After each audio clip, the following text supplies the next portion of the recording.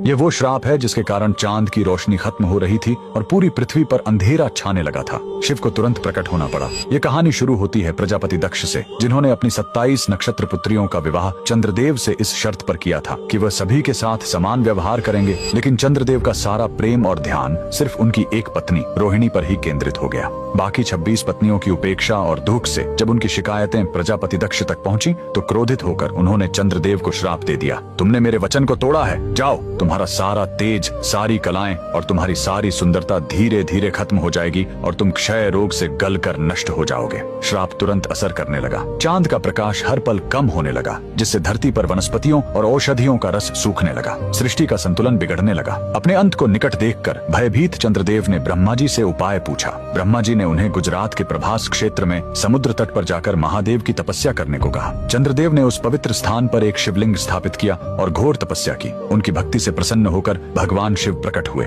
उन्होंने कहा, मैं दक्ष के श्राप को पूरी तरह खत्म तो नहीं कर सकता, लेकिन उसका प्रभाव कम कर सकता हूँ। शिव ने वरदान दिया, तुम कृष्ण पक्ष में 15 दिन क्षीण होगे, लेकिन शुक्ल पक्ष में 15 दिन फिर से पूर्ण हो जाओगे। उन्होंने चंद्र को अपने मस्तक पर धारण कर लिया और चंद्रशेखर कहलाए। और जिस ज्योतिर्लिंग की चंद्र ने पूजा की थी वो सोमनाथ, सोम यानी चंद्र के नाथ के नाम से प्रसिद्ध हुआ। और यही सोमनाथ मंदिर भारत का पहला ज्योतिर्लिंग आज भी गुजरात के वेरावल में उसी समुद्र तट पर शान से खड़ा है, जहाँ चंद्रदेव ने श्राप से मुक्ति पाई थी। लेकिन रुकिए, इस मंदिर का एक और रहस्य है। यहाँ मौजूद बाण स्तंभ यह बताता है कि यहाँ से लेकर दक्षिणी ध्रुव तक समुद्र के रास्ते में कोई जमीन नहीं है। भगवान शिव के भक्त कमेंट में हर हर महादेव जरूर लिखें।